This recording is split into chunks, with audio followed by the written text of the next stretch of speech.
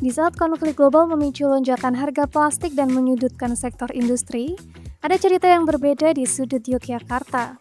Ketika yang lain bergantung pada bahan baku baru yang kian mahal, industri kreatif ini justru bergerak maju dengan memanfaatkan sampah plastik, mengubah masalah lingkungan menjadi peluang cuan, sekaligus membuktikan bahwa limbah bisa menjadi sumber daya yang menjanjikan. Halo Sobat Suara, saat ini aku sedang berada di tempat workshopnya Simple Cycle. Ini berlokasi di daerah Kalasan, Yogyakarta. Nah, di tempat ini sampah plastik tidak lagi dianggap hanya sekedar limbah saja, tetapi dimanfaatkan sebagai bahan baku bernilai ekonomi. Nah, penasaran gimana cara mereka mengolah sampah plastik menjadi produk siap pakai? Kebetulan banget hari ini aku bakal ngajakin kalian untuk melihat prosesnya lebih dekat, dan tentunya kita akan ngobrol bareng orang-orang keren di balik Simple Cycle ini. Jadi, ikutin terus ya!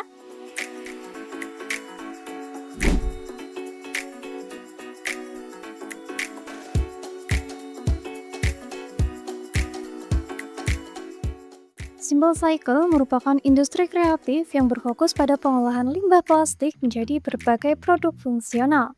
Mulai dari kursi, meja, jam dinding, dan masih banyak lagi.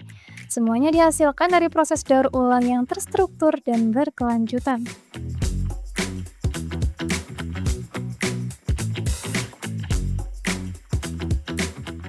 Jadi Simple Cycle sebenarnya sebuah bisa kita bilang brand ya, brand yang kita memang fokusnya untuk mendaur ulang sampah-sampah plastik itu dirubah jadi produk-produk yang punya nilai lebih.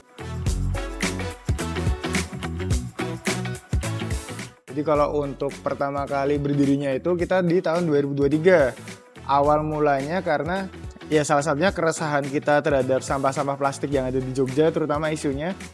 Terus habis itu awalnya kita mencoba ngulik di sistem pembuatan mesinnya dulu. Ketika kita udah, oh ternyata ada nih satu terobosan baru untuk kita bilangnya new wave of recycle gitu ya. Jadi kita nemu cara membuatnya seperti apa, kita coba oprek mesinnya sedemikian rupa, kemudian langsung kita coba launching dengan brand Simple Cycle. Ya sekarang kebetulan udah jalan sekitar kurang lebih 3 tahun. Itu fokus kita memang ngedevelop ngebuat gimana sih sebenarnya recycle itu bisa dikemas dengan hal yang menjadi hal yang lebih menarik kayak gitu.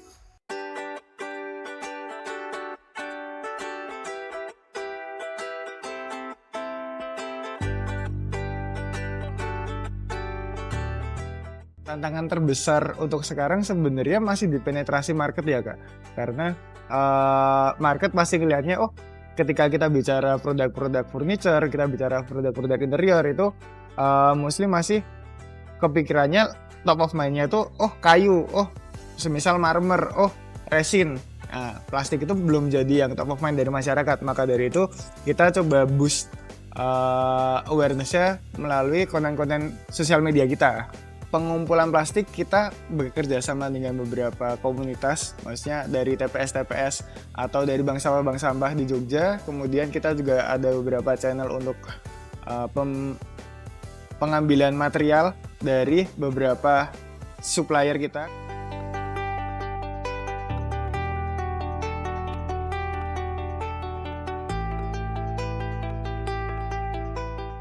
Proses pertama yang paling dilakukan adalah sortir. Jadi kita coba mensortir, mengelompokkan kira-kira ada jenis plastik apa saja karena plastik itu kan jenisnya banyak. Jadi sampah kita sortir dulu, habis itu kita cuci dan cacah kering biasa kita nyebutnya. Jadi ketika sudah disortir sesuai jenisnya, kita cuci dan cacah, kemudian dikeringkan sampai jadi flakes atau cacahan-cacahan plastik. Nah setelah itu baru masuk ke proses pembentukan atau reshapingnya. Dari si cacahan ini jadi material setengah jadi. Bentuknya di kita biasanya berupa papan ukuran 1 x 1 meter seperti itu. Nah baru setelahnya kita proses selanjutnya adalah proses pembentukannya. Jadi dari material lembaran ini kita ubah jadi produk-produk sesuai dengan keinginan klien. Bisa jadi meja, kursi, atau barang-barang interior lainnya, jam dinding, dan macam-macam lah, karena kebetulan klien kita emang banyak yang eksplorasi desain juga.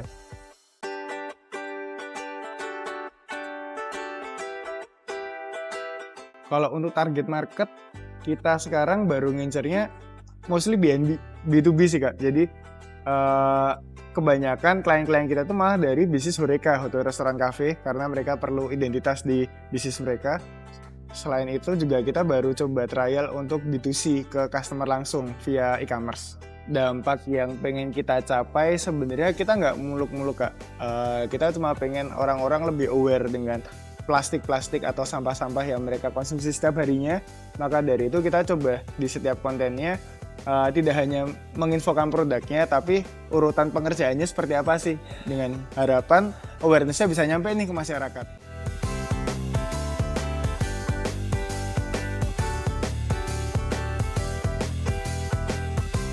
Oke Sobat Suara, nah kalian bisa lihat nih, ini dia produk-produk dari Simple Cycle. Ada kursi, ada meja. Kalau gitu yuk kita lihat-lihat produk lainnya. Yuk.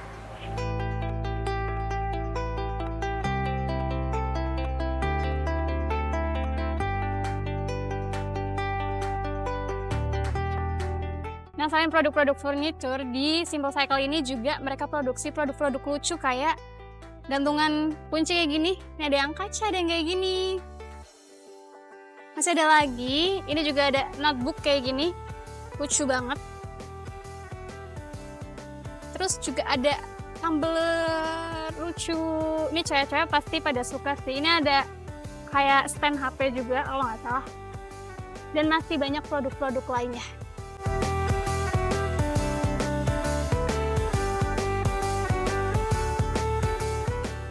Untuk konsumsi material sampah plastik yang kita butuhkan dalam satu hari itu kita bisa membuat satu papan. Papan itu kurang lebih di 17-20 kilo satu papannya. Kemudian kita satu hari itu bisa produksi 3-4 papan material plastik tergantung dari ketebalannya.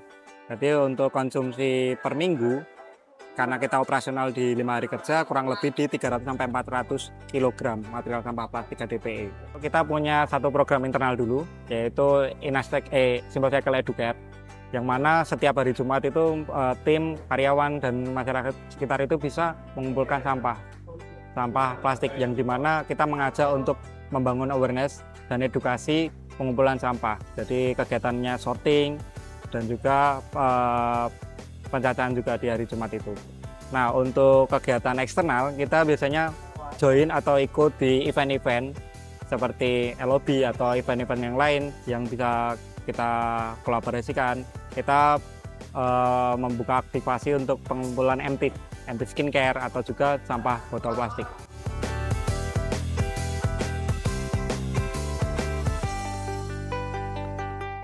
Untuk membangun branding dari Simple Cycle itu kita bisa berkolaborasi, kita menggunakan poin community driven dan juga daily life, yang mana community itu kita bisa kolaborasi dengan komunitas-komunitas sekitar, masyarakat sekitar, dan juga mungkin instansi yang bisa kita kolaborasikan. Untuk daily event kita memberikan edukasi setiap harinya melalui Instastory atau kegiatan-kegiatan yang mungkin kita bisa upload di sosial media.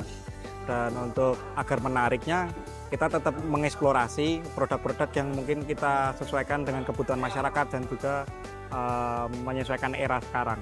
Sejauh ini respon pasar itu sangat baik karena kita mungkin masih jarang ditemukan oleh masyarakat luas, dan ini ada salah satu opportunity kita juga agar mengenalkan produk recycle, yang mana kebanyakan masyarakat itu mengetahuinya kalau untuk sampah itu dianggap sebelah mata, tapi kita coba untuk menggali potensi dan kita mencoba untuk menjelaskan produk knowledge terkait produk recycle plastik ini, dan ternyata masyarakat itu menerima dengan baik, dan kita tetap harus menyesuaikan dengan segmen-segmen yang ada di masyarakat juga. Untuk tagline-nya Think Sustainable, Think Simple Cycle, yang mana ketika masyarakat mengingat keberlanjutan, yang akan terus teringat Simple Cycle. Ketika biaya bahan baku industri lain meningkat, mereka tetap dapat menjaga stabilitas produksi karena sumber bahan bakunya berasal dari limbah yang tersedia di sekitar. Simple Cycle tidak hanya melahirkan produk-produk yang fungsional, tetapi juga memiliki nilai estetika. Produk-produk ini hadir dengan desain yang menarik, sekaligus membawa pesan penting tentang keberlanjutan. Dari workshopnya Simple Cycle ini kita bisa melihat bahwa sebuah inovasi itu tidak harus dimulai dari sesuatu yang besar, justru dari hal-hal kecil yang bahkan sering kita abaikan bisa muncul ide-ide yang membawa perubahan. Mereka merubah limbah jadi peluang, merubah masalah jadi solusi. Itu membuktikan bahwa Simple Cycle bukan sekedar bisnis, tapi mereka adalah sebuah gerakan menuju masa depan yang berkelanjutan. Oke Sobat Suara, kalau gitu aku Nura pamit undur diri and see you in the next episode. Bye-bye!